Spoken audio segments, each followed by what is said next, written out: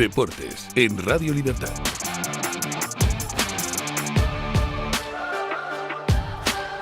Buenos días y bienvenidos a Deportes en Libertad.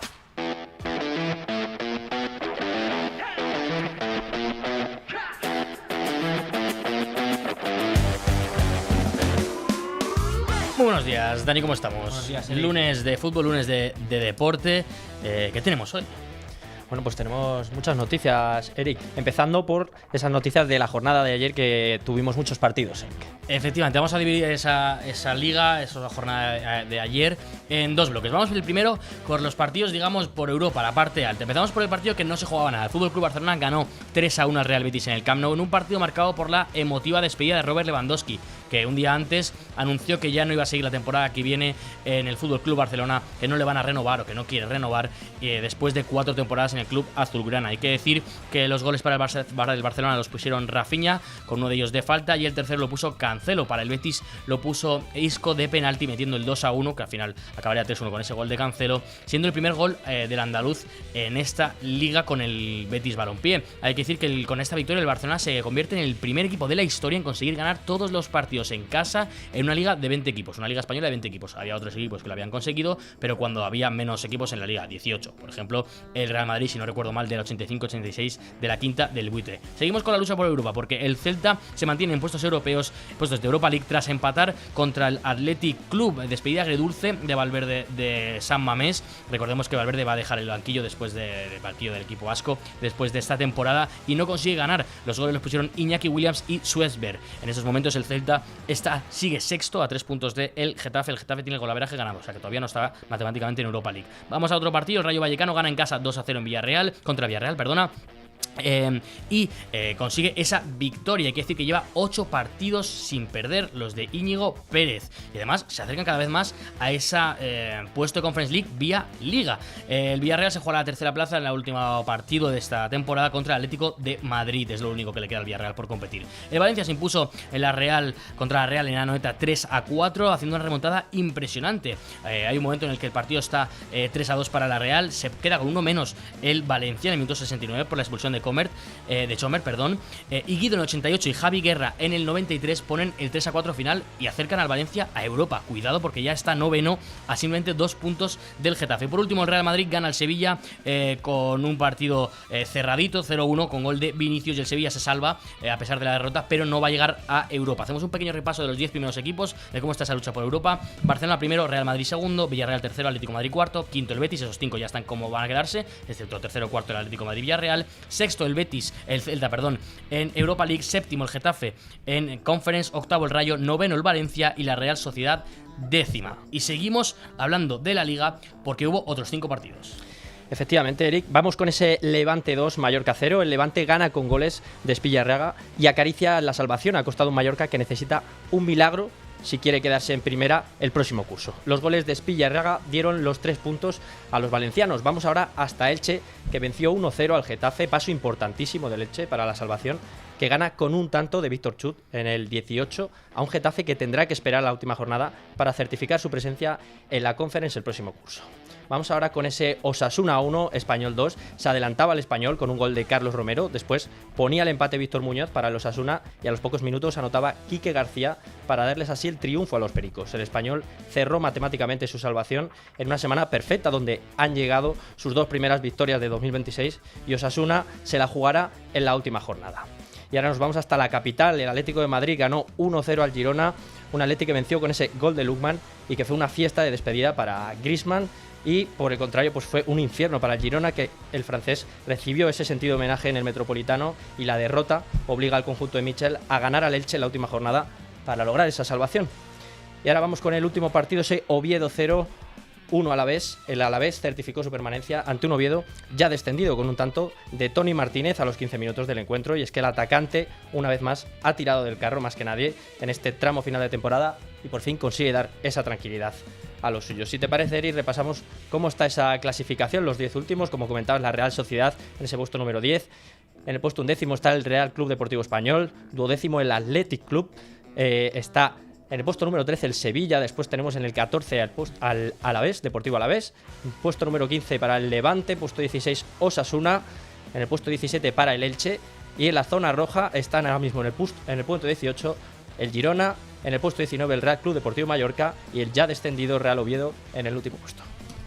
Pues vamos ahora, si queréis, con la segunda división, porque ya tenemos un equipo que el año que viene estará en primera. Es el Racing de Santander, que regresa a la primera división 14 años después. Ha sido una temporada dura, con ciertos altibajos, pero finalmente esa victoria contra el Valladolid 4-1 y a falta de 2 jornadas le da ese ascenso. Hay que recordar que el tercero en discordia es el Almería, que tiene en estos momentos 71 puntos, por lo tanto son 7, están 6 en juego, no va a poder quitarle ese puesto. No es todavía matemáticamente primero, pero sí que está en primera el año que viene. Es el 3 de mayo de 2012, el último partido que jugó el Racing en primera, de eso hace ya 14 años, fue contra el Osasuna, equipo que puede caer esta temporada segunda, veremos si acaba pasando.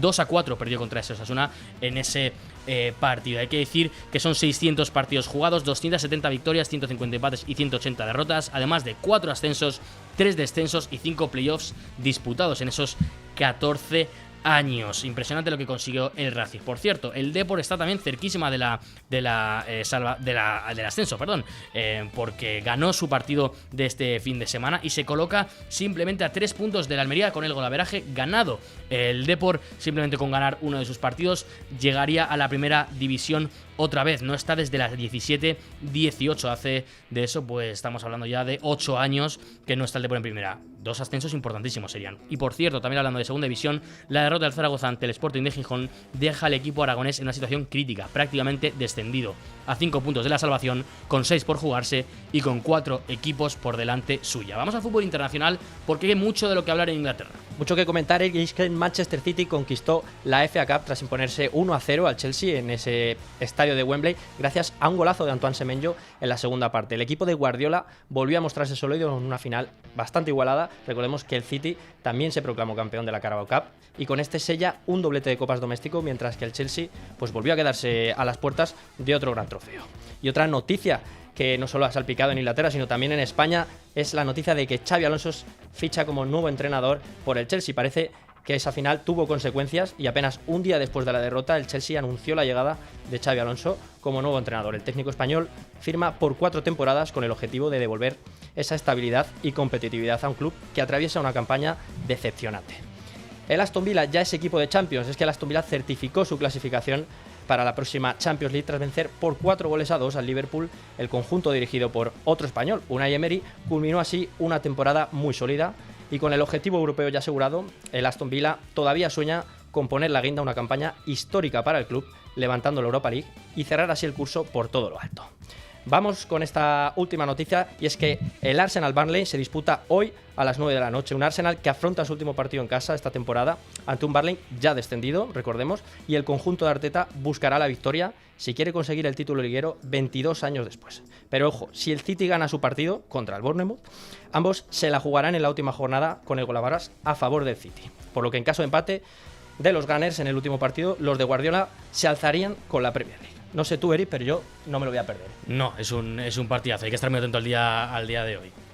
Y ahora vamos a hablar de baloncesto, porque ya sabemos quién es el MVP de la NBA. Efectivamente, vamos a cerrar con baloncesto. Shai Gilgeous-Alexander es el MVP por segundo año consecutivo. El canadiense, el base canadiense de los Oklahoma City Thunder, se lleva el premio. Hay que decir que fue una elección polémica, no por la elección en sí, sino porque un periodista, Sam Charania, un mítico de la NBA, pues adelantó horas antes de que se diese el anuncio oficial quién había sido el MVP. Hay mucha gente que está a favor de este tipo de filtraciones, otra gente que está en contra. Bueno, yo no me posiciono porque hay veces que me parece bien, otras veces me parece mal. Esta no me gustó nada, la verdad, porque es una pena que se pierda pues ese aura, ¿no?, de quién va a ser. Pues bueno, finalmente es el base de Oklahoma. Hay que decir que es uno de los pocos jugadores, que solo han sido 14 los jugadores que han ganado 2 veces seguidas el MVP. El último fue Nikola Jokic, el base serbio de los Denver Nuggets, que lo ganó en el 21 y en el 22. Si tenemos que buscar un base que lo haya conseguido, nos tenemos que remontar hasta la 15, la temporada 14-15, la 15-16, en la que las 2 temporadas el MVP fue Stephen Curry. Por cierto, hay que remarcar que la NBA se sigue jugando. Ya tenemos cuáles van a ser las finales de conferencia. En el este, los Cavs esta misma madrugada han ganado a los Pistons en el 7º partido y se enfrentarán a los Knicks mañana. Y esta madrugada empieza el partido del oeste, la final del oeste entre el MVP, Shai Gilgeous-Alexander, con los Oklahoma City Thunder, contra el tercer clasificado, Victor Wembanyama, con los Spurs, como digo, esta noche a las 2:30. Hasta aquí las noticias, nos vamos a la tertulia porque hay muchas cosas que comentar.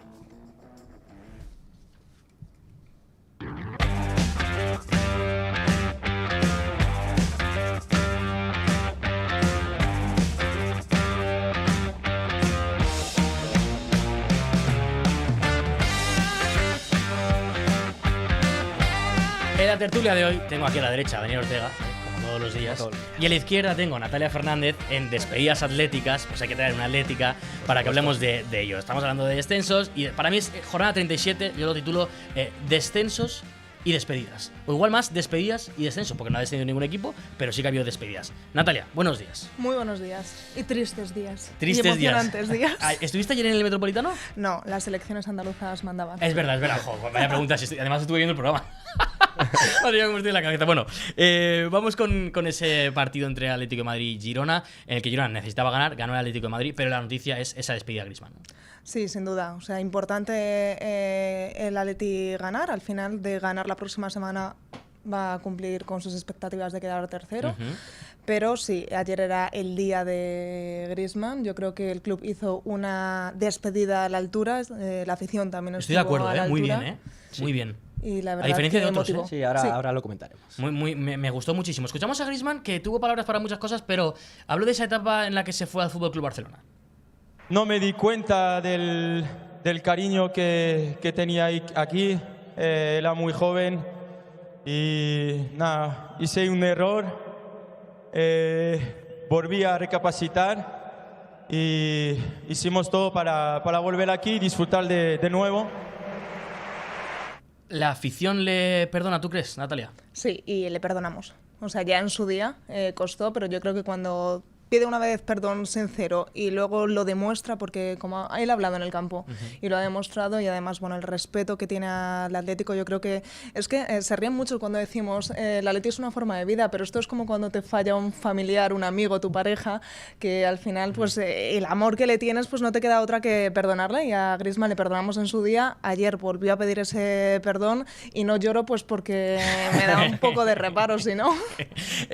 Dani, esa despedida de Griezmann yo creo que se le ve muy afectado por no haber conseguido un título esta temporada. Lo remarca, lo dice. Yo creo que ellos pensaban, el Atlético de Madrid pensaba que se iban a llevar uno de los títulos.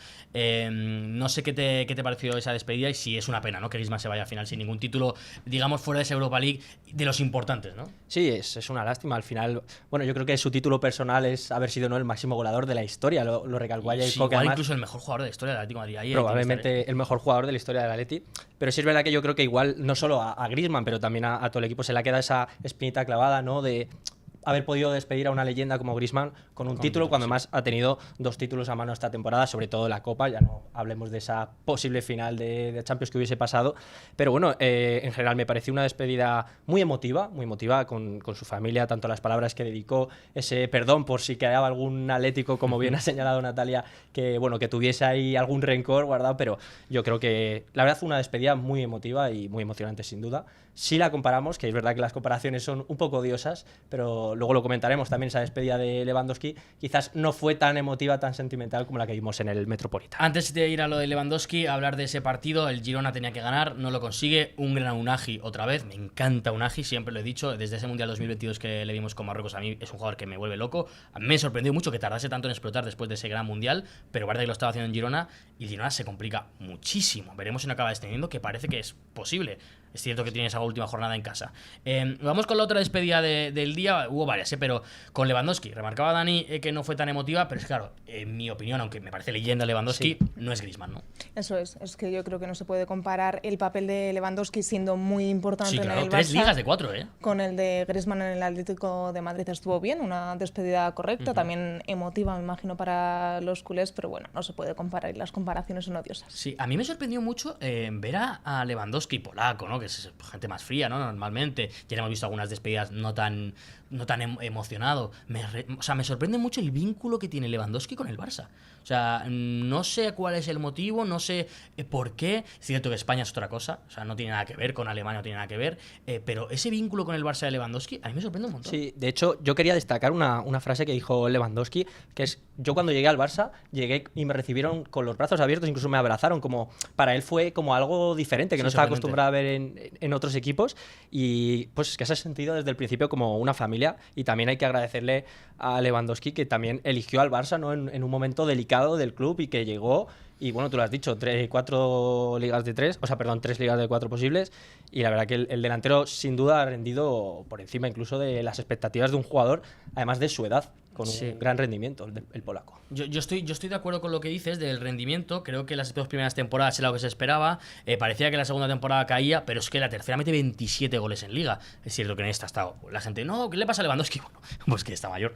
Las cosas como son. lesiones, O sea, quiero decir, al final es lo que hay. Se le ve físicamente un portento, pero es que tiene la edad que tiene, creo que son 37 de 38 años. Pero es que la temporada pasada mete 27 goles en liga, que es para mí muy a remarcar y de verdad leyenda del Fútbol Club Barcelona. Vamos a otra despedida que no se ha producido todavía, pero que parece que se va a producir. Natalia, te pregunto por ella. Arbeloa dice que un gran jugador se despedirá en el último partido. Todo hace indicar que sea Dani Carvajal. ¿Esperas una grandísima despedida? ¿Como Griezmann? ¿Más como Lewandowski? No. Como Griezmann no, porque es que el Atleti es otro club, ¿sabes? O sea, bueno, pero de ese emocional. calibre, digamos de ese calibre a nivel despliegue.